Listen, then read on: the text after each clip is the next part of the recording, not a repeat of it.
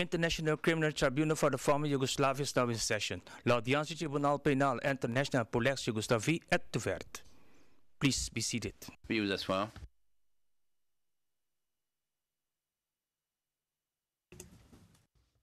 Le président. Monsieur le greffier, bonjour. Pourriez-vous, s'il vous plaît, appeler le numéro de l'affaire? Le greffier, oui, monsieur le président. Bonjour à tous, c'est l'affaire IT 0588T, le procureur contre Popovic et consorts. Le président, merci. Bonjour à tous.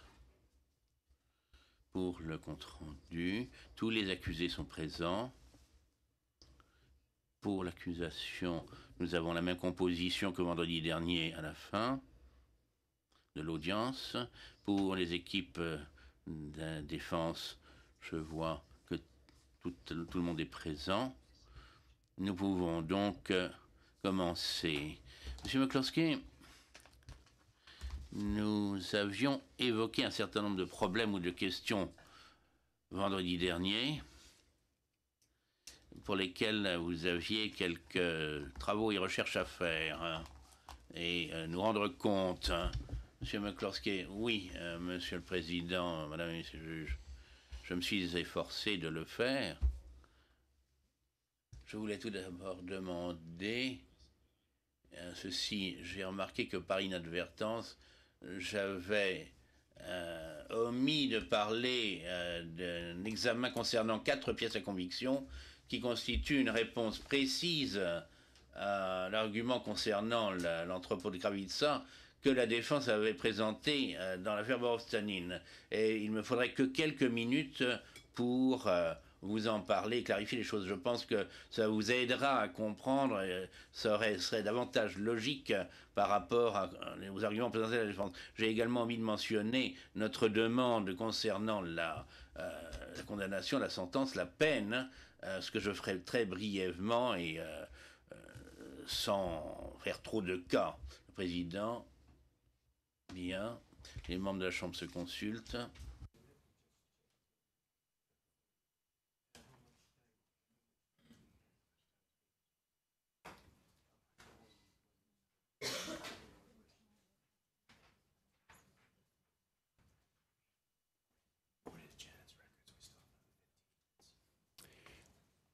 We think we've got 15 minutes. Le procureur, nous pensons qu'il nous restait environ 15 minutes. Le président, oui, vous avez encore environ 20 minutes en tout état de cause. 20 minutes, M. McCloskey, mais ça ne devrait pas prendre aussi longtemps, le président.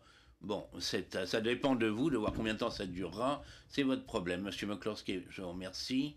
Bien, alors, allons-y. Si nous pouvions voir, s'il vous plaît, la pièce à conviction, PI 3065, il s'agit là d'une pièce qui a été numérotée qui a été annotée, sur plan d'interprète, par un survivant de Kravitsa du côté occidental ou du côté droit de l'entrepôt, tel que Borovchanin en parle, je crois. Le témoin PW 156, il se peut que j'ai dit 157 précédemment, mais il s'agit du témoin PW 156.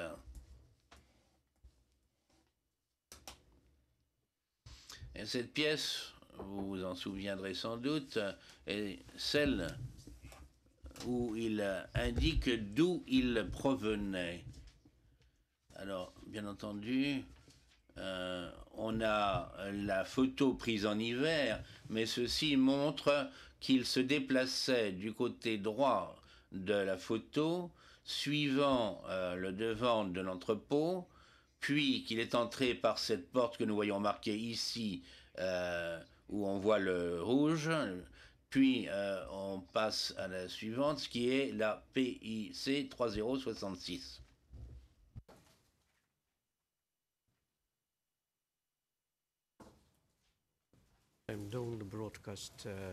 Le président, il ne faut pas diffuser ces photographies parce que je crois qu'il y avait des mesures de protection qui s'appliquaient et on voit les initiales du témoin, donc M. McCloskey, oui, je pense que c'est... Enfin, je ne sais pas s'il a mis ses initiales sur cette épreuve-ci, mais on peut espérer... on avait juste mis un numéro, le président. Oui, ben, si ça n'est pas sa signature, la précédente, la première, oui, bon, il n'y avait pas 156 à côté. C'est la première que nous avons eue, Monsieur McCloskey. Maintenant, cette épreuve-ci, où on voit marqué B et des petites annotations, c'était les tentatives qu'il a faites à l'écran de marquer l'endroit où se trouvait le car. Puis il a décrit que le fait que le car se trouvait devant l'entrepôt et qu'il s'était déplacé entre l'entrepôt et le car. Donc si vous référez à vos souvenirs en ce qui concerne ce car qui était garé juste de façon adjacente à l'entrepôt. Et selon nous, c'était le car dans lequel il serait passé entre le car et l'entrepôt, tandis que ces annotations qui se trouvent un peu devant, je crois que si vous regardez sa déposition, il est clair qu'il se déplaçait donc à pied entre le car et l'entrepôt. Si vous en souvenez, le car était devant. Il y a cette petite porte que nous avons montrée et par laquelle il est entré dans l'entrepôt. Bien, maintenant voyons la pièce P02103. Vous vous en souviendrez, M. Ruiz avait fourni quelques éléments très brefs dans la position du témoin qui lui avait dit qu'il était entré dans la petite pièce de garde de l'entrepôt. Et si vous en rappelez, sa déposition était qu'il était entré dans la grande salle et qu'il était allé jusqu'au côté droit de l'entrepôt. Et je vous demanderai de déduire les éléments de preuve qu'après la fusillade, après qu'elle ait commencé, il est entré dans cette petite pièce. C'est par le système électronique sanction. Si vous avez un problème, en fait, je pense que là, il y a cette pièce ou cette petite porte d'où provient toute la lumière. Et c'est la porte par laquelle le témoin est entré et la porte par laquelle le témoin atteste qu'il est, qu'il est passé. Et cette petite ligne que vous voyez là, c'est ce dont parlait M. Ruiz lorsqu'il a parlé de la petite pièce de garde.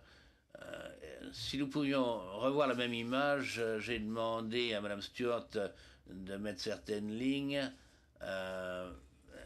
Que c'est ce que je lui ai demandé. Ça n'est pas un témoin qui l'a fait. Il y a juste quelque chose sur lequel je voudrais rappeler votre attention. Vous pouvez voir clairement sur le mur du côté droit, sur la photographie, le mur tout en haut, la construction de ce qui serait en fait la jonction du mur et du plafond. Et ce sur quoi je veux vraiment appeler votre attention, c'est sur le côté gauche. Vous verrez qu'il y a là aussi des marques analogues en blanc qui montrent ce que nous estimons être le mur qui se présente de façon perpendiculaire à cette porte. Donc, cette petite pièce qui ne comprend pas la porte et le chambranle, vous ne passez pas par là pour entrer dans la petite pièce. Lorsque vous entrez par cette porte, la petite pièce se trouve sur votre gauche, selon nous. Et donc le témoin se serait en quelque sorte aurait rampé jusqu'à cette pièce et il serait resté et ensuite serait parti par cette porte. Maintenant, ce qui est important, parce que la défense soutient que cette pièce est incorporée dans le devant de cette porte et qu'il y a une pièce distincte, séparée, ceci ne pouvait évidemment contenir qu'un certain nombre de personnes. Et je ne pense pas que ce soit une interprétation juste des éléments de preuve. L'interprétation juste des éléments de preuve, c'est qu'il s'agit d'une pièce distincte et séparée par laquelle on entre, par cette porte, et non pas cette porte que nous voyons là. Donc, je souhaiterais maintenant qu'on voit la pièce P04529. Il s'agit d'un croquis. Vous vous souviendrez, ce n'est pas il y a si longtemps, que nous étions en train de réfuter, ou nous étions en train de montrer en gros combien de personnes auraient pu tenir de chaque côté de l'entrepôt. Et c'est évidemment un croquis très simpliste du document que Thomas Blachkitsch avait utilisé pour nous déterminer le nombre de mètres carrés qu'il y avait dans ces pièces. Et Dusan Jansch, nous l'avons présenté à Dusan Jansch pour l'aider dans ses conclusions sur le nombre de mètres carrés qu'il y avait dans ces pièces. Il n'y a aucun élément de preuve au dossier que ce diagramme ait quoi que ce soit à voir avec cette petite pièce de garde. Et ça n'est pas le cas.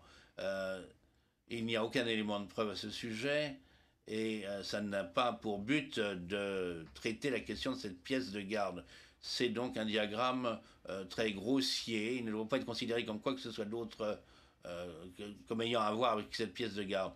Et cela a à voir avec les deux grandes pièces et les mesures fondamentales en mètres carrés. Bien. En plus de cela, Monsieur le Président, je voudrais simplement rappeler que ce que nous avons dit dans notre mémoire en clôture, à savoir qu'il ne peut pas y avoir d'autres peines pour l'ensemble des accusés qu'une peine de prison à vie. Le juge Kwon, est-ce qu'on pourrait revoir, s'il vous plaît, l'image précédente, M. McCloskey? Oui, monsieur le juge Kwon, la précédente, M. McCloskey. Ça, c'est celle-là sur laquelle figurent des annotations de Stewart, le juge Kwon. Oui, je n'arrive pas à voir clairement la trace qui se trouve du côté gauche par rapport à sa propre porte, à votre avis. Donc, c'est à l'intérieur de la pièce elle-même, M. McCloskey. Ben, ça, c'est la thèse de l'accusation, et c'est juste, c'est bien cela. Si nous voulons regarder une autre photographie, peut-être que les annotations en jaune pourraient peut-être... bon, parfois ça cache ce que je veux présenter. Maintenant, vous pouvez voir très clairement la ligne blanche qui se trouve juste à côté de la porte éclairée, à la fois une ligne verticale et horizontale. Donc ce sont les contours à la fois du plafond et du mur tels qu'ils se présentent de façon perpendiculaire à partir de l'entrée de la porte. Oui, c'est l'indication de l'endroit où se trouvait le mur tel qu'il se présente de façon perpendiculaire et parallèle au mur du fond. Le juge Kwon, je vous remercie. Donc il s'agit de la page 101 pour cette pièce. Je vous remercie.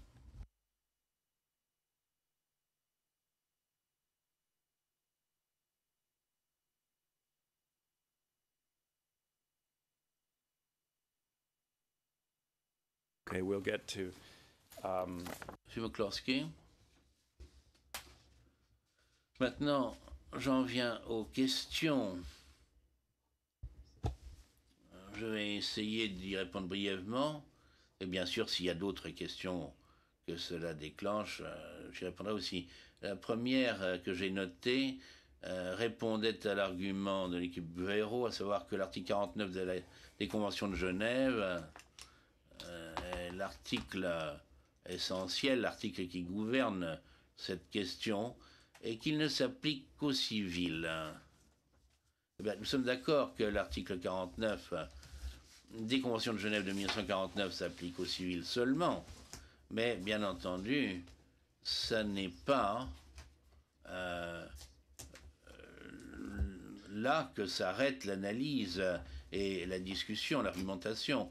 Nous pouvons voir également que l'article 3 qui est commun à ces conventions se réfère aux personnes hors de combat et ne se réfère pas à des civils.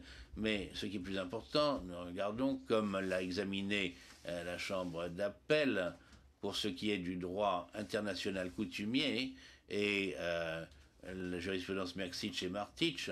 La Chambre d'appel a fait de longs développements sur le droit coutumier international en citant diverses autorités et auteurs au cours des années qui sont des tenants qui exposent et développent le point de vue et la thèse originale qui va au-delà des civils uniquement. Je voudrais appeler votre attention plus particulièrement dans la décision Martich au paragraphe 305, 306, 309 et 311 où ils exposent une partie de ce droit international coutumier. Juste à titre d'exemple, pour montrer que nous ne sommes pas uniquement tenus dans le tribunal à l'article 49. L'article 49 nécessitait pour ça qu'il y ait des expulsions de territoires occupés. Eh bien, ceci n'a jamais été une condition devant votre tribunal. Et ceci n'a d'ailleurs pas à voir avec la présente affaire. Mais ça n'est qu'un exemple de la façon dont votre tribunal, par l'article 5, a développé la portée des conventions de Genève de 1949. Bien. Donc la question suivante que je vois, c'est que dans le mémoire Miletich, il y a une allégation selon laquelle nous n'avons pas fait une référence précise à l'acte d'accusation en ce qui concerne le rôle de Miletich pour ce qui était de restreindre les convois de réapprovisionnement de la Fort-Prenu. Et là où nous avons fait référence spécifiquement à son rôle pour ce qui était de restreindre et d'empêcher le passage, de restreindre le passage des convois humanitaires. Eh bien, je ne pense pas que ceci soit exact, parce que si vous regardez l'acte d'accusation, paragraphe 75, nous décrivons très précisément une partie des actes du général Miletich. Nous relevons que Miletich, agissant à titre individuel ou de concert avec d'autres membres de l'entreprise criminelle commune, pour ce qui était d'expulser de force et de transférer et d'expulser les populations de Srebrenica et de Jepa, et sachant que le fait d'expulser les musulmans des enclaves était illicite, a commis des actes pour mettre en œuvre l'entreprise criminelle commune, comme ceci est décrit et reproché au paragraphe 50 à 54 de l'acte d'accusation et après. Puis, sous le titre « Rendre la vie impossible aux habitants de l'enclave », nous poursuivons au point 1 en disant « Il a rédigé la directive 7 qui a été signée par le président Karadzic le 8 mars et a demandé notamment que la VRS, point de suspension, fermez les guillemets. » Et ensuite, nous établissons 2 points fondamentaux de nos thèses, à savoir le transfert forcé et la façon dont ce transfert a commencé. Premièrement, la politique tendant à créer une situation insupportable et rendre la vie impossible aux musulmans. Et deuxièmement, le fait d'émettre des permis visant à réduire et à limiter l'appui logistique de la Fort-Prenu et la fourniture de ressources matérielles pour les musulmans. Donc voilà, maintenant, oui, il est noté qu'il a rédigé cela, hein, mais nous ne le présentions pas simplement comme étant rédacteur, bien entendu. Nous le tenons comme responsable avec les autres membres de l'entreprise criminelle commune pour avoir fait appliquer, exécuté, et ceci est couché sur le papier en noir sur blanc pour ce qui était de réduire l'action de la Fort-Prenu. Maintenant, le texte de Ptizy, nous rendons compte plus particulièrement et soulignons la partie concernant les restrictions aux musulmans, mais ceci ne doit pas être considéré comme donateur de pensée qui n'est pas responsable de l'ensemble de la directive 7 et plus particulièrement la partie où il est dit réduire l'aide apportée à la Fort-Prenu. Et en fait, comme j'en suis sûr que vous le savez, l'essentiel de notre thèse, c'est que, en ce qui concerne la Fort-Prenu, ce n'est pas tant la Fort-Prenu en tant que victime en l'espèce, mais c'est le fait d'avoir réduit le carburant dont il disposait ainsi que d'autres fournitures et le renforcement des moyens de renforcement de la Fort-Prenu qui affectent directement la possibilité pour la Fort-Prenu de s'occuper et de protéger et de faire leur devoir en ce qui concerne la population musulmane. Donc, en nous centrant sur la population musulmane, bien entendu, c'est notre point central, mais nous faisons clairement remarquer également ce qui se passe pour la Fort-Prenu et les raisons pour lesquelles la Fort-Prenu est si importante, pas par elle-même, mais la Fort-Prenu dans la mesure où elle a trait aux musulmans. Maintenant, ce n'est pas simplement dans l'acte d'accusation que ceci est énoncé. Peut-être qu'on se souvient pas tout à fait de ma déclaration liminaire du 21 août 2006, mais ce que j'avais tenté de faire dans une présentation liminaire très brève, comme vous en souvenez, c'est de faire remarquer les liens importants et précis de l'accusé avec le présent procès Et j'ai continué, accusé par accusé. Et je souhaiterais vous lire la partie lorsqu'il s'agit de Miletich, dont j'ai donné lecture, parce qu'il y a des documents de convoi où le général Miletich a mis en place des restrictions spécifiques pour ce qui est d'inspecter les cargaisons et les carburants. Et c'est à cet endroit-là que je dis maintenant, et pour le compte-rendu, ceci à la page 443, à la date du 21 août 2006, maintenant ceci démontre que le général Miletich joue un rôle très important en l'espèce, et tel que les choses se présentent, apparemment il n'y a rien de criminel sur ce point, mais ceci nous indique quel est le rôle qu'il joue. Et il peut dire à la brigade de Zvornik, j'exige un détail. Maintenant, est-ce qu'il s'agit là d'un ordre d'un commandant? Non. Est-ce que c'est une directive qu'il faut suivre? Oui. Ceci est donc logique par rapport à l'ordre général de Mladic, la directive 7, et les autres documents que nous avons vus pour montrer que ça établissait l'existence de cette politique. Et vous le verrez en ce qui concerne les carburants, comment le carburant a été limité et pratiquement l'approvisionnement empêché. Donc à partir du moment où le bataillon néerlandais avait besoin de faire fonctionner sa climatisation, son matériel électrique, et ne pouvait plus aller dans les véhicules, c'est-à-dire c'est à ce moment-là que l'ensemble de l'état-major principal, par l'intermédiaire de leur corps, de leur brigade, tout ceci était fait par le général Miletich. Donc ceci est assez clair, le général Miletich est mêlé à cette question des restrictions à l'égard de la foi pronnue, à la fois dans l'acte d'accusation et également dans la déclaration liminaire.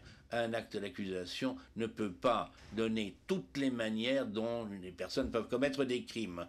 Nous avons fait de notre mieux, vous nous avez demandé de faire mieux encore, et cet acte d'accusation correspond bien à ce qui est demandé.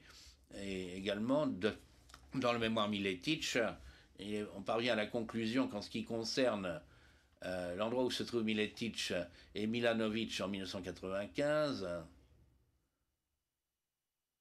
la pièce sur laquelle je souhaite appeler votre attention, et qui est citée telle qu'elle est citée par la défense, mais pas de façon très exacte, c'est le PO 3163. Et il s'agit là d'un petit rapport d'information qui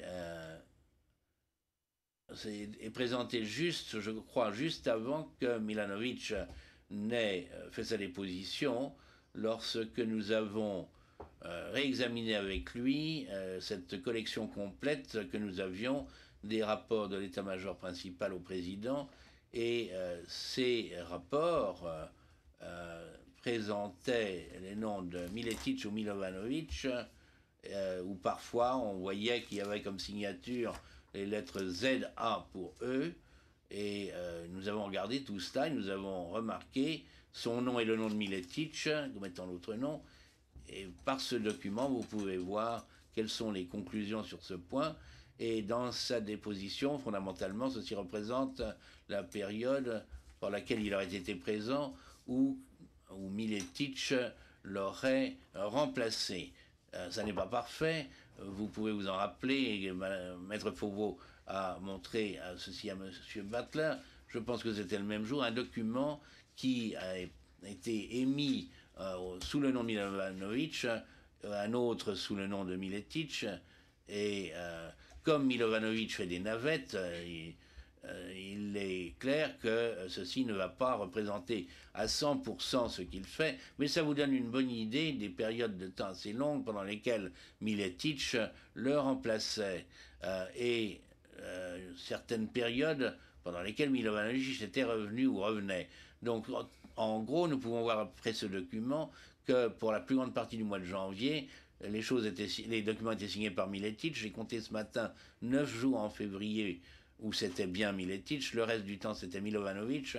6 jours en marche, c'était Miletic. La plus grande partie du reste du mois de mars, c'était Milovanovic. 7 jours en avril, c'était Miletic. Puis au mois de mai, bon, c'était en gros 50-50. Puis le 31 mai jusqu'au 4 septembre, c'est uniquement Miletic. Et rappelez-vous aussi que lorsque Miletic revient, il n'est pas toujours au quartier général. Parfois, il se trouve à Zvornik. Parfois, excusez-moi, lorsque Milovanovic revient, il n'est pas toujours au quartier général. Parfois, il est à Zvornik en train de s'occuper d'une opération dans ce secteur. Et lorsqu'il revient effectivement, il va être informé et il va devoir communiquer très étroitement. Ils vont devoir communiquer entre eux de façon très étroite et ceci, engage évidemment également le général Miletic dans le briefing, de sorte que quand Milovanovic ne vient pas, ou lorsqu'il revient, ceci ne dégage pas Miletic. En fait, le général Miletic était le chef de la défense aérienne et peut-être si l'interprète se reprend, si le général Miletic avait été le chef de la défense aérienne, peut-être qu'il aurait été moins désengagé, mais en tant que chef d'opération, il ne va nulle part, il est pleinement engagé dans tout cela, et dans ces documents, donc en fait il n'y a vraiment aucun manque de connaissance ou d'action de la part de Miletic lorsque Milovanovic revient. Oui, il ne représentait pas de façon informelle que nous avons décrite, lorsque Milovanovic est de retour, mais ceci ne modifie pas fondamentalement la question. Ceci montre qu'ils travaillent tous les deux ensemble. Bien.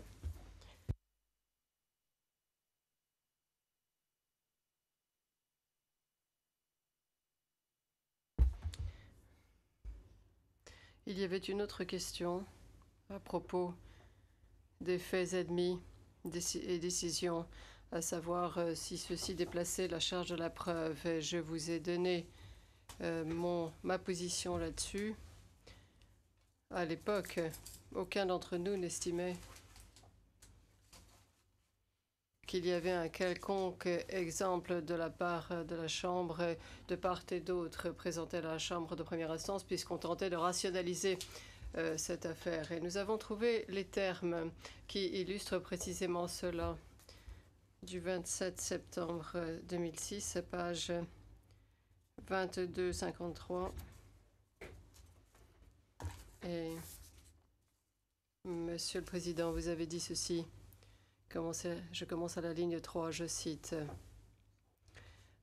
En réalité, la décision signifie qu'en premier lieu, pour ce qui est de ces 250 faits admis environ, sur lesquels nous nous sommes mis d'accord avec vous, la Chambre de première instance établit un constat judiciaire sur la base du fait que ce fait a été jugé par une autre Chambre de première instance.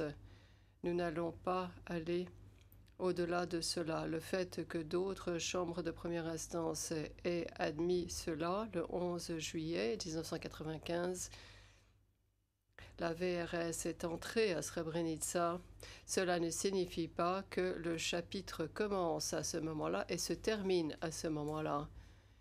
Ni vous, ni la défense n'est en droit de développer ce point.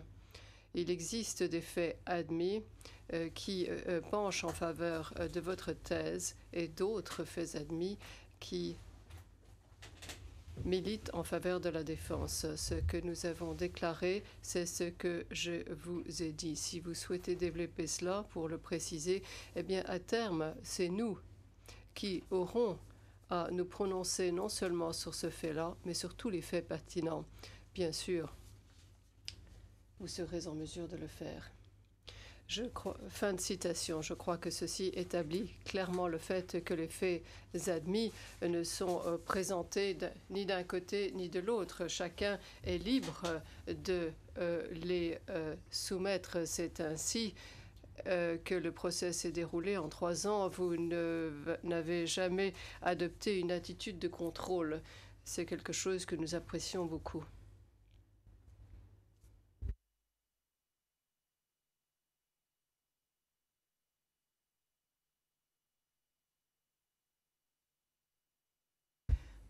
La dernière point que je souhaite aborder concerne l'allégation de M. Borov-Chanin que nous ne l'avons pas accusé d'avoir aidé et encouragé, plus particulièrement d'avoir aidé et encouragé, et le manquement d'avoir protégé les civils.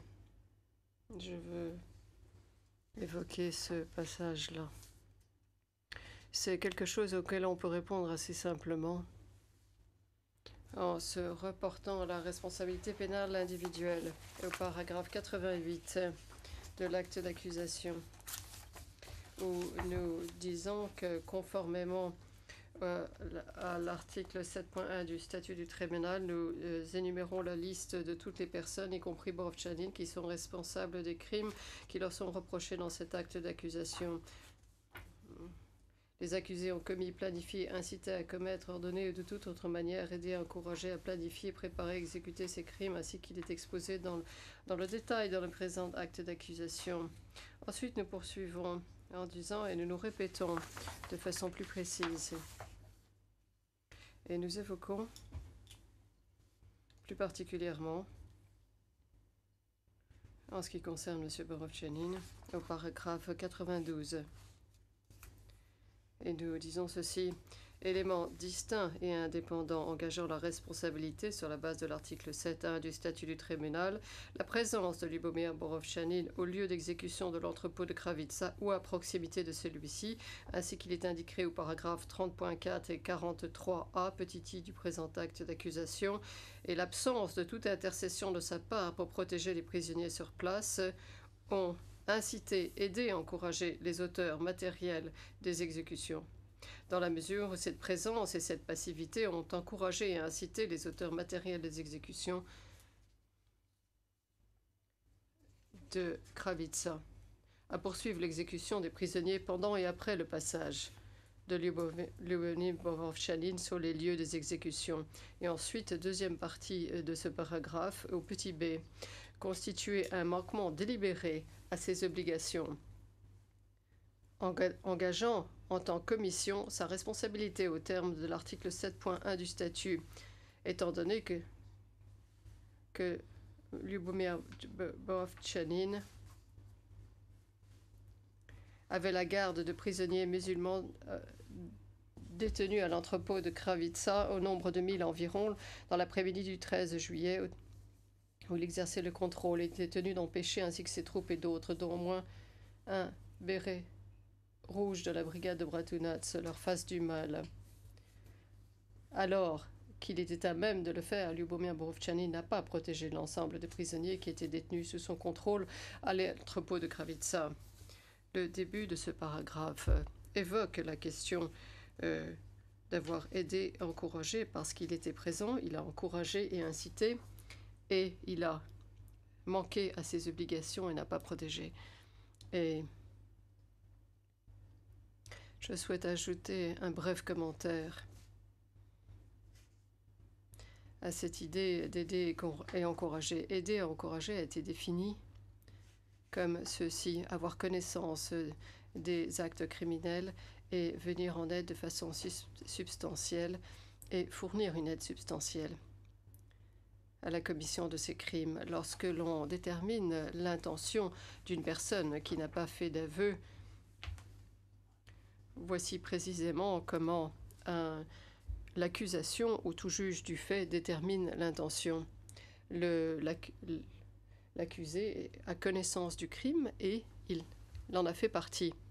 Là où la chambre de première instance marque une ligne de démarcation entre aider, encourager et l'intention réelle, c'est très difficile à définir. Nous nous en remettons au juge de la chambre pour cela. Il n'y a pas de jurisprudence claire là-dessus.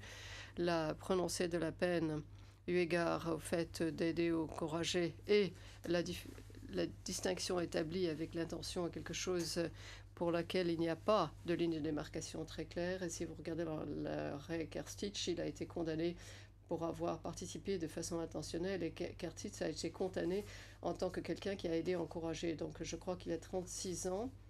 Il a 36 ans et 45 ans de l'autre. Donc si on regarde ceci, sous un angle légèrement différent. Bien sûr, ceci n'est pas différent.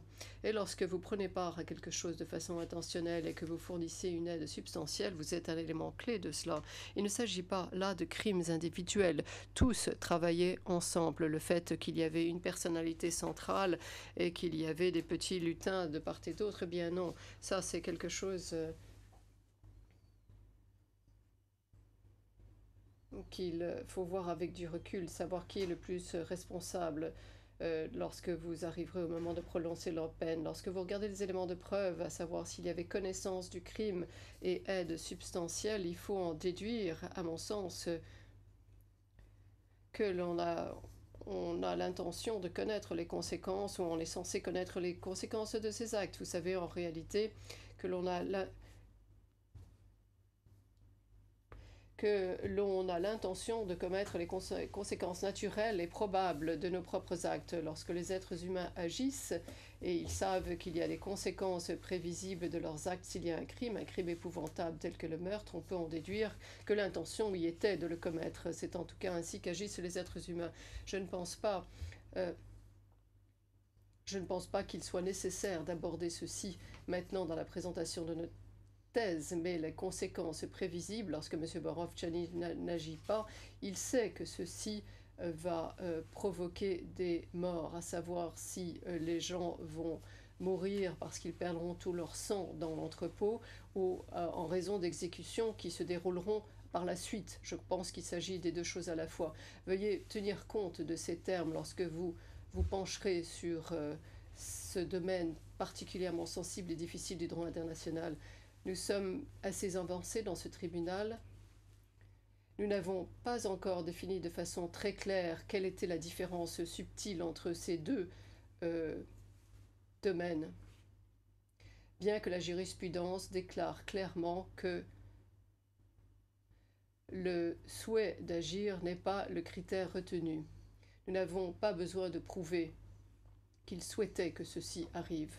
À plusieurs reprises, des gens commettent des crimes et ils ne veulent pas ou ne souhaitent pas le faire, mais ils le font quand même parce qu'ils doivent le faire. Ceci arrive. Donc ça, c'est mon dernier argument. Je crois que c'est clair maintenant dans l'acte d'accusation.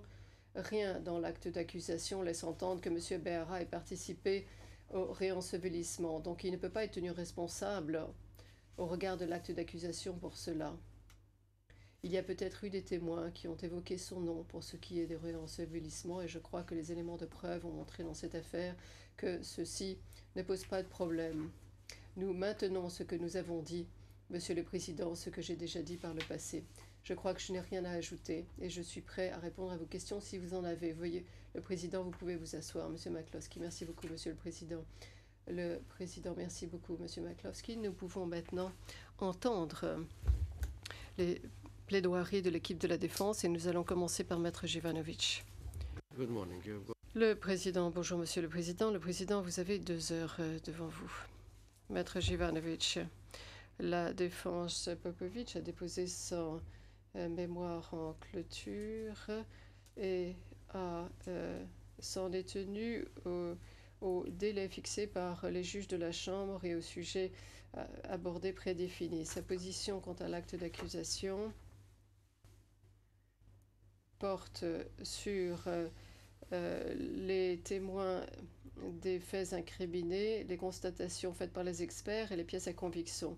Donc, je vais passer directement à ce paragraphe. Le temps alloué à la défense pour son réquisitoire ne me permet pas de développer tous les arguments présentés par l'accusation dans son mémoire en clôture. Par voie de conséquence, je vais m'en tenir simplement au passage qui figure dans l'acte d'accusation et qui aborde la question de la responsabilité de Vujadin Popovic. L'accusation affirme au paragraphe 23-20 que Popovic a été réaffecté au corps de l'Adrina chargé du renseignement et de la sécurité en novembre 1992. Que ceci est inexact. Ceci repose sur le témoignage de Milha Mitrovic. Son témoignage a clairement été mal interprété par l'accusation étant donné que cela ne signifiait pas que Popovich est devenu le chef du renseignement et de la sécurité du commandement de corps de la Drina une fois qu'il a été réaffecté à ce poste. Popovich, à l'origine, était un simple officier de ce service et ensuite il a été réaffecté à la 2e brigade de Romagna, où il a passé environ 1 an et demi. Par la suite, il a été envoyé pour suivre un cours de formation pour les officiers chargés de la sécurité à Pančevo, et ce n'est qu'après cela qu'il a été affecté au poste de chef de la sécurité du corps de la Drina, du commandement au début de l'année 1995, au sein du commandement de la brigade. Le témoin Voinovich a étayé cela lorsqu'il a dit dans son témoignage avoir travaillé avec Popovich pendant 1 an et demi lorsqu'il était l'officier chargé de la sécurité de la 2e brigade de Romagna. Ceci se trouve au compte-rendu à la page 23712 du 21 juillet 2008.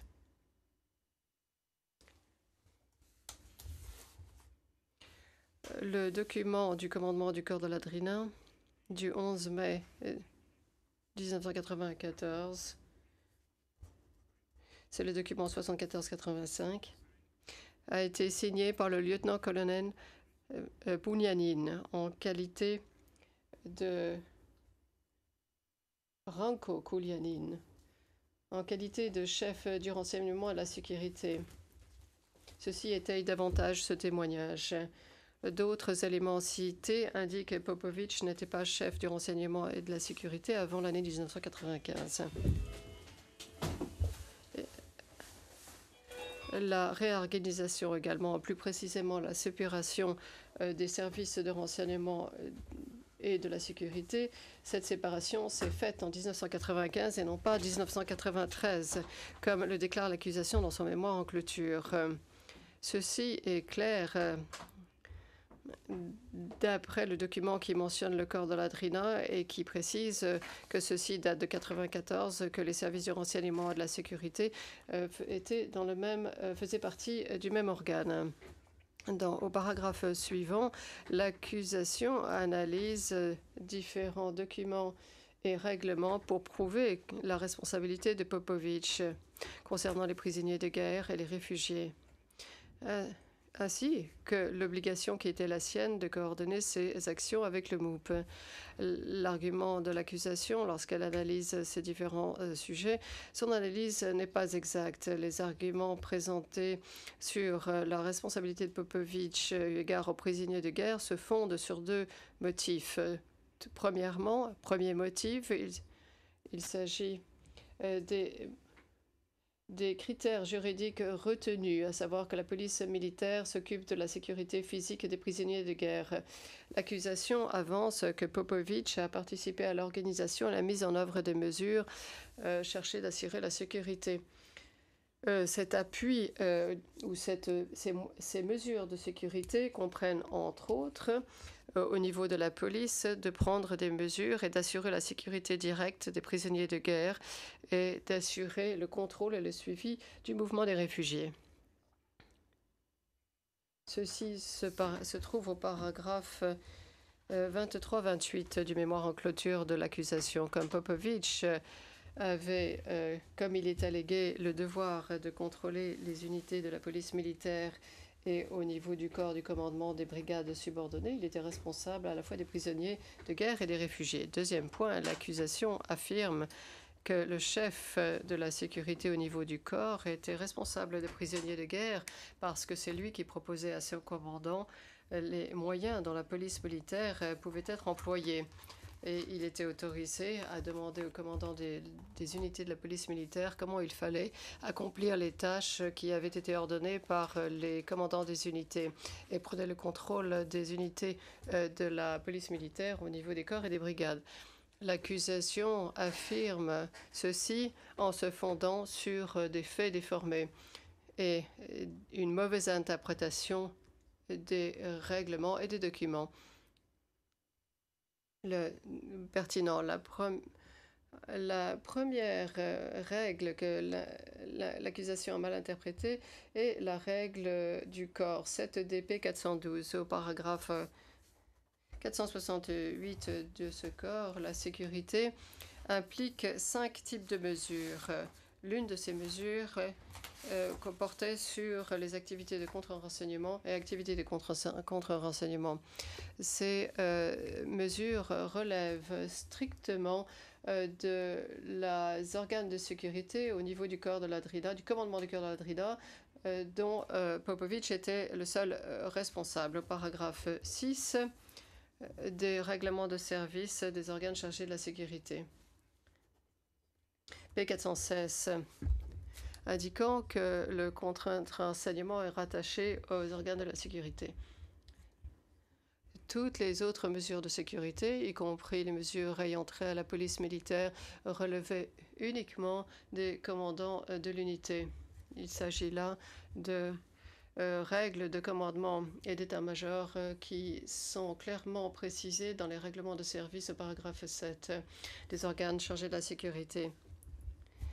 Au niveau de ces tâches, les organes chargés de la sécurité, ou en tout cas la nécessité et les besoins de cette participation sont clairement définis par le commandant, et ce au cas par cas. Dans ce sens, la participation de Popovic au niveau de la sécurité, au sein de l'organe de la sécurité, est différente du contre-renseignement en tant que tel. Elle ne peut pas être prise pour argent comptant ou présupposé, mais doit être prouvée au cas par cas. Ce qui signifie que l'accusation doit prouver non seulement que Popovic avait été autorisé à participer à des mesures de police ayant trait à des questions de sécurité, mais qu'il a réellement participé à cela lorsqu'il s'agissait de mettre en place des mesures de la police militaire pour assurer la sécurité. Pardonnez-moi. Mais qu'en réalité, il a participé à l'organisation et à la mise en œuvre de telles mesures, parce qu'une telle participation n'était pas obligatoire d'après le règlement. Ce qui signifie que l'accusation doit prouver que Popovic a participé à ces mesures de la police militaire qui avaient trait très précisément aux questions des prisonniers de guerre et ou à la question des réfugiés. Dans la période qui nous intéresse. Par exemple, Popovic aurait pu participer à l'organisation et à la mise en œuvre d'une des mesures de la police militaire, par exemple la sécurité directe du chef d'état-major général Mladic au cours de l'opération Yuda, par exemple. Ceci à la pièce P0333. Cela ne signifie pas pour autant qu'il ait participé à d'autres mesures de la police militaire, et en particulier ces mesures qui avaient trait aux prisonniers de guerre et aux réfugiés. L'accusation n'a pas prouvé que Popovic avait reçu l'ordre de son commandant de participer aux mesures de la police militaire qui avaient trait aux prisonniers de guerre ou aux réfugiés dans la période couverte par l'acte d'accusation. L'accusation a également cité de façon incomplète l'article 29, donnant lieu ainsi à une interprétation qui peut prêter à confusion lorsqu'on parle de la responsabilité du commandant du corps. Il s'agit de la pièce 7D P410 au paragraphe 23-24 de son mémoire en clôture. L'accusation n'a cité qu'une partie de la citation. L'organe chargé de la sécurité du corps est responsable, et je cite, de l'organisation et de la mise en œuvre des mesures de sécurité et de la prise en charge d'autres missions spécialisées dans le cadre de la sécurité. Mais la phrase se poursuit comme suit, cependant, et je cite, placé sous sa responsabilité par des règlements particuliers, etc. Fin de citation. La partie de la phrase qui a été omise limite la responsabilité de Popovic et signifie qu'il s'occupe que des mesures de sécurité placées sous sa responsabilité, parce qu'il y a des règlements spéciaux, des règles spéciales qui avaient été intégrées au règlement de service des organes chargés de la sécurité.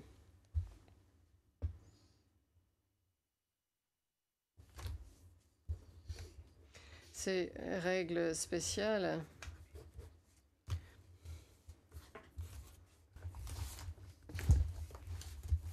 signifie qu'il était responsable du contre-renseignement, mais qu'il n'était pas responsable de l'organisation et de la mise en œuvre de l'ensemble de la sécurité, y compris les mesures de la police militaire et plus précisément ce qui portait sur les prisonniers de guerre et les réfugiés. Et par voie de conséquence, il n'était responsable que de la gestion professionnelle et du contrôle, du commandement et du contrôle de la police militaire, et non pas du contrôle de toutes ses activités et obligations. La gestion professionnelle de la police militaire. Le président, je propose que vous gardiez de l'eau près de vous.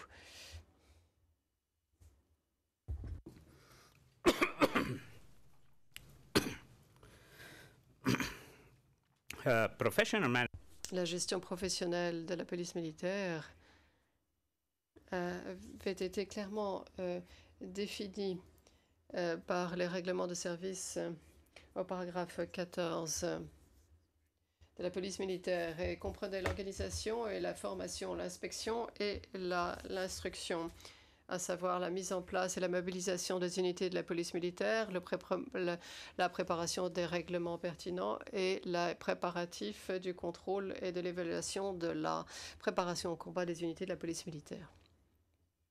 Les 4 autres sections chargées de la sécurité d'après le règlement figurent à l'article 9 du même règlement. D'après le chapitre numéro 6 de cette disposition, le commandant du corps est responsable de la gestion des questions de sécurité, est responsable des questions de sécurité au niveau du commandant et de ses subordonnés.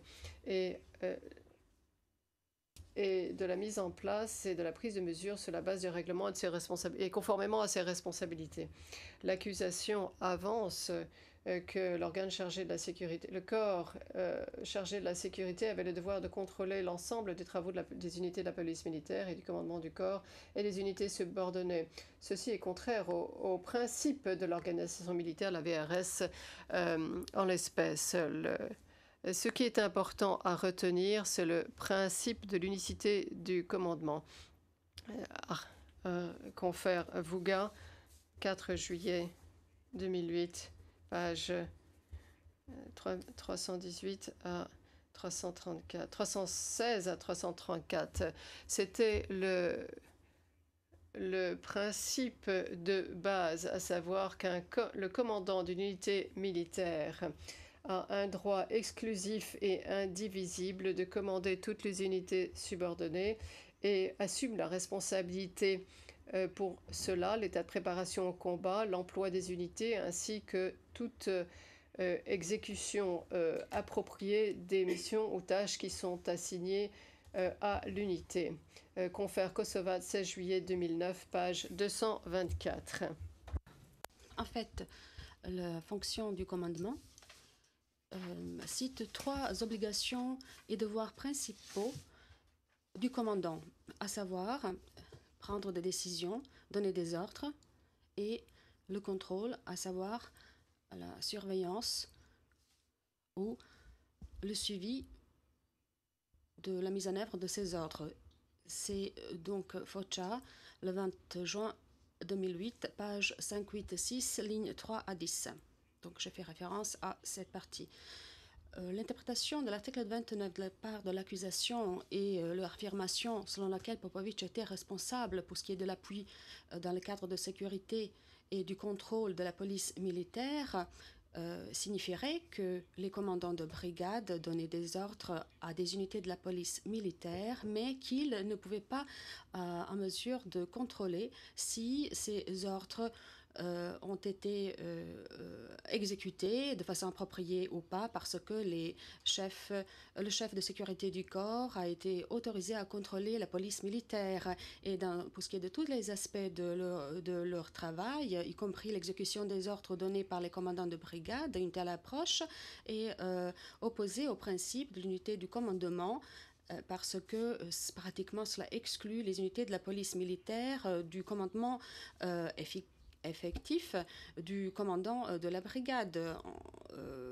En tout cas, le point 9 réduit la direction professionnelle de la part de l'organe chargé de sécurité pour ce qui est du contrôle du fonctionnement de la police militaire et réduit cela dans le cadre défini par sa responsabilité, par la responsabilité de l'organe chargé de sécurité, par des règles spéciales comme cela a été énuméré au premier paragraphe de l'article 29. L'absence du devoir du chef de sécurité du corps de la DRINA de contrôler entièrement le travail de la police militaire, de ses unités et du commandement du corps, ainsi que les unités subordonnées, est entériné par le fait qu'il n'y avait pas de rapport régulier quotidien de la part de ces unités envoyées à l'organe de sécurité du corps de la DRINA. Pour ce qui est du contrôle quotidien général des activités de la police militaire, il était nécessaire que les unités subordonnées soumettent des rapports réguliers. Pourtant, il n'y a pas de moyen de preuve pour corroborer le fait que les unités de la police militaire de brigade avaient pour devoir d'envoyer de tels rapports réguliers à l'organe chargé de la sécurité des corps de la DRINA. Et il n'y a pas non plus de moyen de preuve pour corroborer le fait qu'ils ont réellement fait cela. Ils envoyaient des rapports quotidiens aux commandants de leur brigade, comme c'était le cas pour d'autres unités. Les commandants de brigade n'avaient pas non plus l'obligation d'informer soit l'officier chargé de sécurité ou l'organe chargé de sécurité du commandant du corps pour ce qui est des ordres donnés aux unités de la police militaire d'une brigade donnée ou bien des activités quotidiennes de ces unités. Puisqu'il n'y avait pas de tel rapport, l'organe de sécurité du corps de la DRINA n'était pas en mesure de savoir quoi que ce soit pour ce qui est des activités effectuées par les unités de la police militaire quotidiennement. Cela prouve que l'organe chargé de sécurité du corps de la DRINA n'avait pas le devoir pour contrôler le travail tout entier des unités de la police militaire, mais au niveau du corps ou brigade.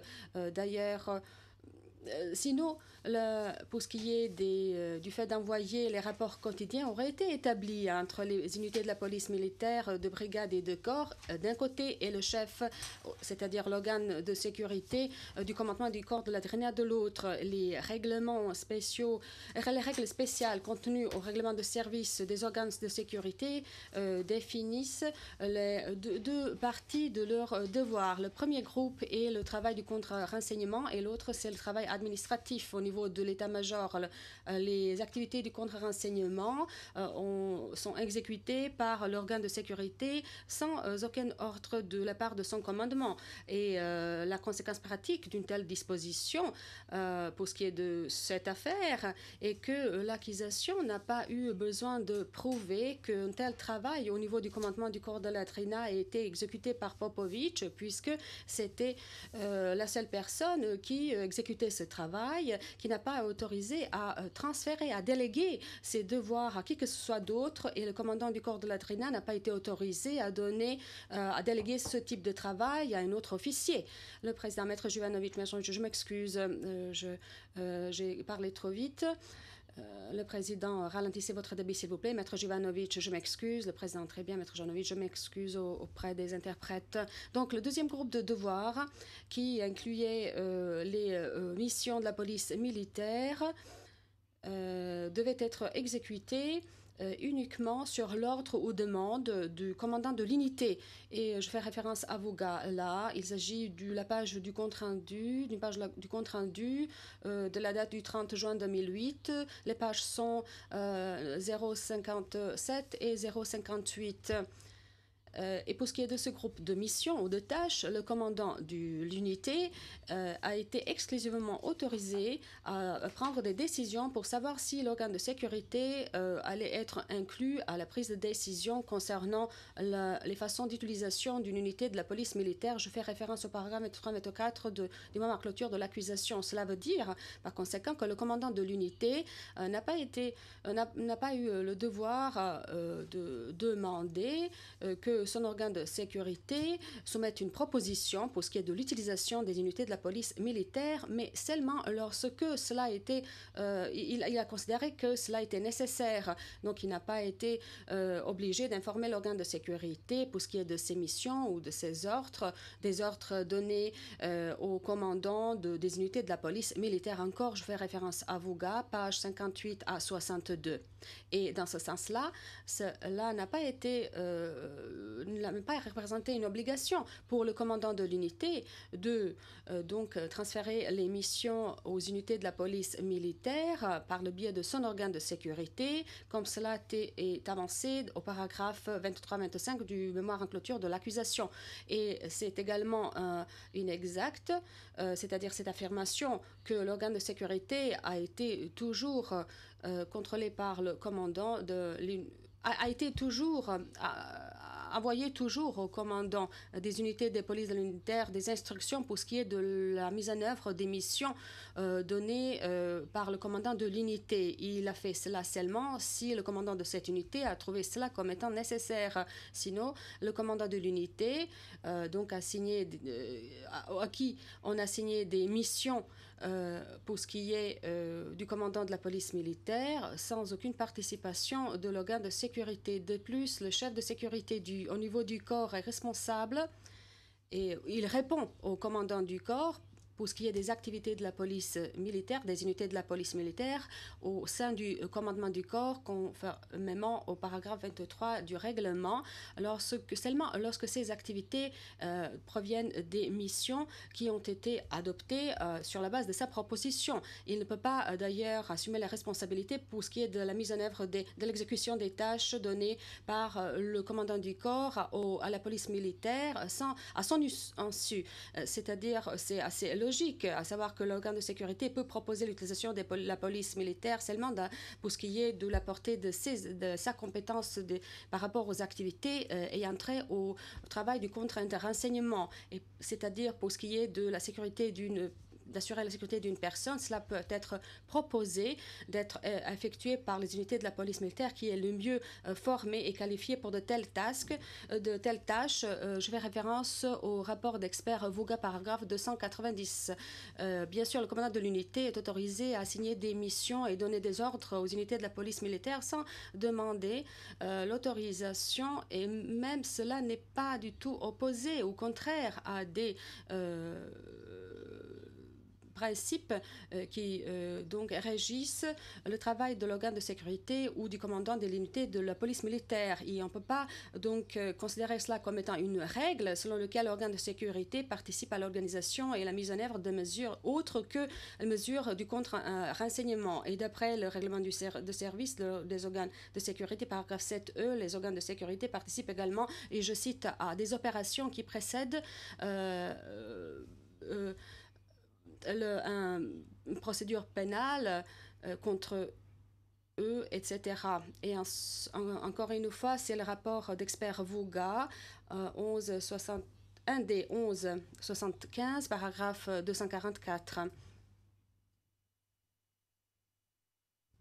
Et c'est dans le cadre de ces devoirs au sein du commandement, et pour ce qui est des devoirs de l'état-major, pour ce qui est de chacun des organes du commandement, ces organes sont responsables pour certaines activités. Ils désignent quelles sont les activités de l'organe de sécurité. Donc, ils déterminent les activités de la police militaire, de l'organe de sécurité, ou bien si les deux organes participent à des mêmes activités, et ils déterminent également si les rapports devraient être envoyés directement à l'accusation, c'est-à-dire au parquet ou à un officier haut placé, et aussi si de telles informations devraient être envoyées.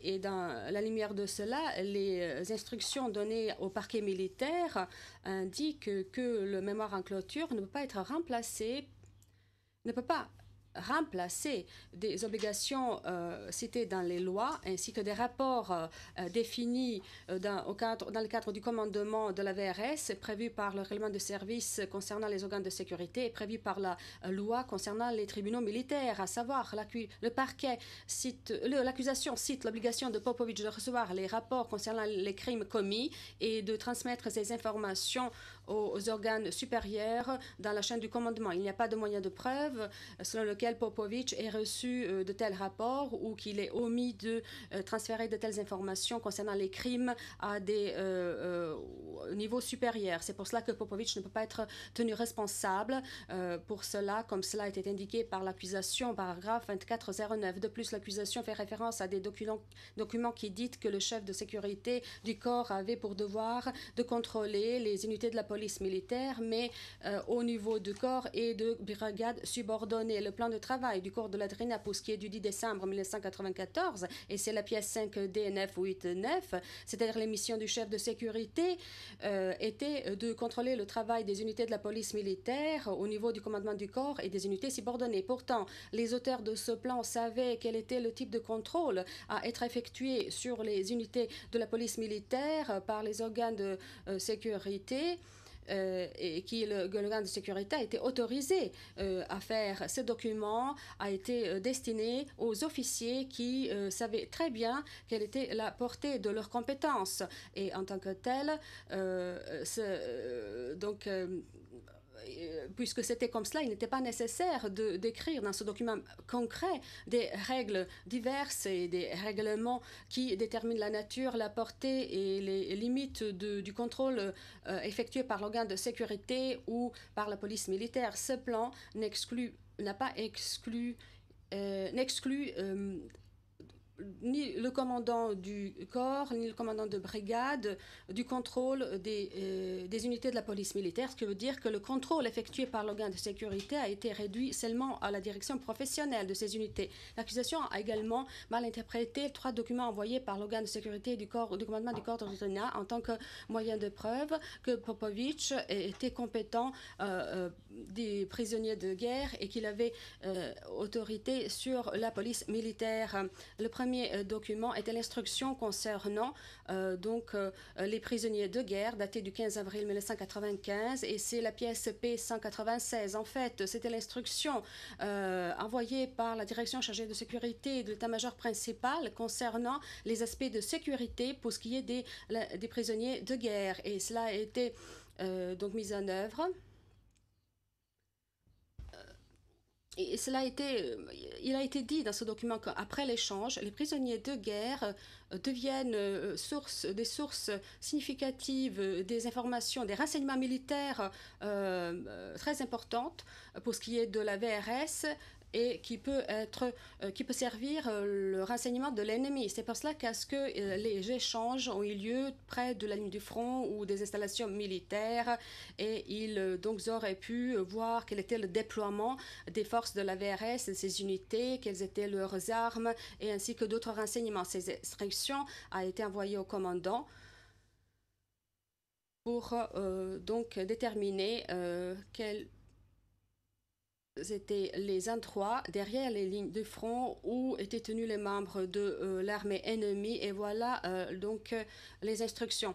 Je cite, cet endroit ne doit pas se trouver dans la zone du poste de commandement ni dans la zone où se trouvent les centres de transmission, les pièces d'artillerie ou d'autres éléments du support logistique. Donc par conséquent, ces instructions ne montrent pas la responsabilité de l'organe de sécurité pour ce qui est des prisonniers de guerre, mais parle seulement des mesures du contre-renseignement qui devaient être prises par les commandements pour ce qui est des activités du renseignement des forces d'ennemis ainsi que pour protéger les renseignements concernant l'équipement technique, les zones et d'autres éléments importants. C'était les devoirs qui étaient les devoirs de l'organe de sécurité sur la base du paragraphe 6A et C du règlement de service des organes de sécurité, la pièce à conviction P407. Les paragraphes cités par l'accusation, en fait, sont les mesures qui ont été prises pour prévenir les prisonniers de guerre d'observer les unités de la VRS et leur déploiement à la proximité, de voir quelles étaient leurs armes ainsi que d'autres éléments importants pour la défense. La Republika Srpska, de plus, dans le texte de ces instructions, il est clairement indiqué que Popovich a transféré littéralement ces instructions les instructions de la direction chargée de sécurité de l'état-major principal et par conséquent, on ne peut pas dire qu'il était responsable pour les prisonniers de guerre. C'est un exemple clair et non ambigu de la direction professionnelle comme définie par le paragraphe 14 du règlement de service de la police militaire. Dans ce paragraphe, il est entre autres question de l'éducation, de la formation, de l'entraînement ainsi que de la préparation de la police militaire de ses membres, ainsi que de la préparation des règles et de règlements concernant le travail de la police militaire. Ces instructions représentent donc des dispositions élaborées indiquant comment il faut s'occuper des prisonniers de guerre en disant qu'il faut les tenir éloignés des informations militaires importantes. Popovic avait pour devoir de transférer de telles instructions qu'il avait reçues, de transférer les instructions reçues par l'organe de sécurité supérieure, de les transférer aux unités subordonnées et dans ce document, on peut voir qu'il l'a fait.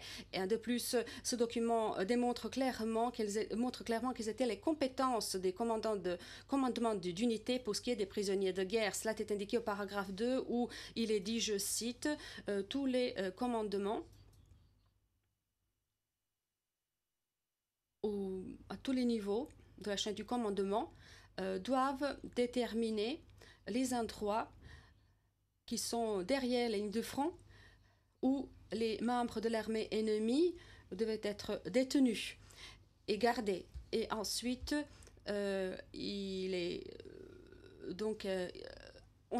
sont énumérés les types de risques à éviter pour ce qui est du contre-renseignement. Le deuxième document auquel l'accusation a fait référence est daté du 7 février 1995, c'est la pièce P3032. Ce document est envoyé par l'organe de sécurité du commandement du corps de la Trina au commandement de brigade. Et dans ce document, encore une fois, il s'agit de la demande faite par la direction de sécurité de l'état-major principal demandant les informations pour ce qui est de la direction de la police militaire, du contrôle de la police militaire dans les unités subordonnées pour ce qui est de leur niveau de formation, mobilisation, appui logistique, sécurité et mission. Le document donc reflète de façon appropriée la portée de la compétence des organes de sécurité pour ce qui est de la police militaire et reflète également le fait que le chef de sécurité du commandement du corps de la Trina demandait des informations qui étaient nécessaires pour ce qui est de la direction professionnelle des unités de la police militaire de brigade. Il a demandé cela des commandements de brigade et non directement des unités de la police militaire de brigade. Et si Popovic avait eu le contrôle tout entier sur le travail de la police militaire, pour ce qui est des unités subordonnées, il aurait demandé de telles informations de façon directe et non pas par le biais des commandements de brigade. L'accusation a également mal interprété le document 3D 436 qui représente les instructions envoyées par le chef de sécurité du renseignement du 5e bataillon de la police militaire du commandement du corps de la Trina. On a envoyé aux brigades subordonnées concernant le travail de la police militaire au point de contrôle. L'accusation a notamment estimé que Popovic a été assigné au chef de sécurité et au commandement de la police militaire des unités subordonnées, à savoir qu'on lui a donc délégué la responsabilité pour ce qui est de la mise en œuvre de ces instructions, ce qui est contenu à la pièce 50-74. Pourtant, le document transfère de façon littérale les instructions du commandement de l'état-major principal de la VRS, général Mladic. Au paragraphe E, c'est la dernière page où il est dit, juste au-dessus de la signature général Mladic, je cite l'assistance pour ce qui est des activités du renseignement des organes de sécurité de l'état-major principal de la VRS, commandant de corps ainsi que leurs organes et les unités subordonnées répondent à moi-même, c'est-à-dire au général Mladic, pour ce qui est de la mise en œuvre l'exécution des ordres et de ces instructions. Et d'après donc cela, les chefs de sécurité dans les unités, les commandants de la police militaire répondaient à l'organe qui était chargé de mettre en œuvre des instructions. L'accusation donc a également dit que le président, Maître Jivanovic, encore une fois, vous avez parlé trop vite et les interprètes vous rappellent de ralentir votre débit. Ralentissez votre débit, s'il vous plaît, parce que moi aussi, j'avais la même impression. J'ai pensé justement au même point avant d'intervention des interprètes. Maître Jovanovic, très bien.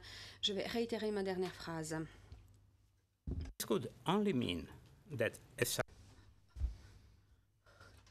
Cela ne veut dire que donc la responsabilité qui a été donc assignée et ce qui a été indiqué par l'accusation donc émane de l'ordre spécifique du commandant du corps pour rendre responsable donc les organes de sécurité et les commandants de police militaire pour ce qui est de la mise en œuvre de ces instructions.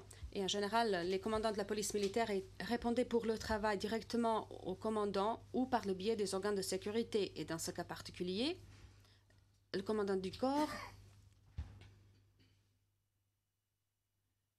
qui répondait directement au général Mladic pour ce qui est de la mise en œuvre de ces instructions particulières, a décidé de prendre la décision selon laquelle la responsabilité a été transférée aux unités subordonnées et aux organes de sécurité pour ce qui est de l'implémentation de ces instructions par le biais de l'organe de sécurité du corps. Pourtant, cela ne veut pas dire que le commandant du corps a décidé que les organes de sécurité ou les commandants de la police militaire des unités subordonnées soient responsables pour leur travail par le biais de l'organe de sécurité du corps. Cela ne veut dire que dans de tels cas, il a donc pris la décision pour que cela soit ainsi, et cela a été souligné dans le document envoyé aux unités subordonnées. L'accusation a également mal interprété l'ordre daté du 30 août 1995 concernant le désarmement de la Fort Pronu. Il s'agit de la pièce 7 DP 978. Cet ordre a été donné sur la base de l'ordre de la direction de sécurité de l'état-major principal et n'a pas été envoyé à l'unité de la police militaire ou aux organes de sécurité des brigades subordonnées, mais au commandement des brigades. Ce qui veut dire que Popovic avait l'intention de mettre l'accent sur le fait que cette tâche a été très importante parce qu'il n'était pas en mesure de donner des ordres au commandant de brigade. En effet, il s'agit de la demande envoyée au commandant de brigade de donner des ordres à leurs subordonnés. Et l'accusation a également mal interprété ou présenté le rôle de Popovic pour ce qui est de l'affectation des missions à la police militaire. Il n'affectait pas toutes les missions aux unités de la police militaire avec l'approbation de son commandant, mais seulement les missions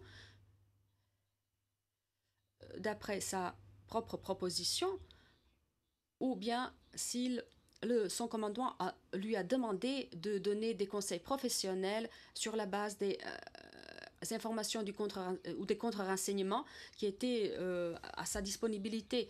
Et donc, il pouvait donner des ordres au commandant de la police militaire directement, sans son autorisation.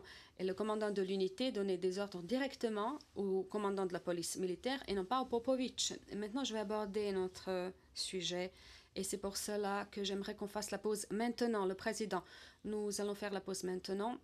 Le juge Kwon, au fin du compte-rendu, j'aimerais attirer votre attention à la page 17 du compte-rendu, ligne 21 à 22.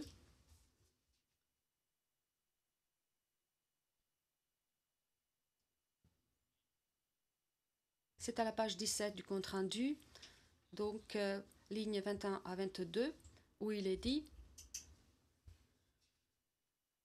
je cite, à l'exception faite pour les prisonniers de guerre et les réfugiés, et je suppose qu'il devrait qu'on lise ici pour les prisonniers de guerre et pour les réfugiés, pour les deux. Est-ce que vous avez trouvé cette partie du compte-rendu, Maître Jovanovic?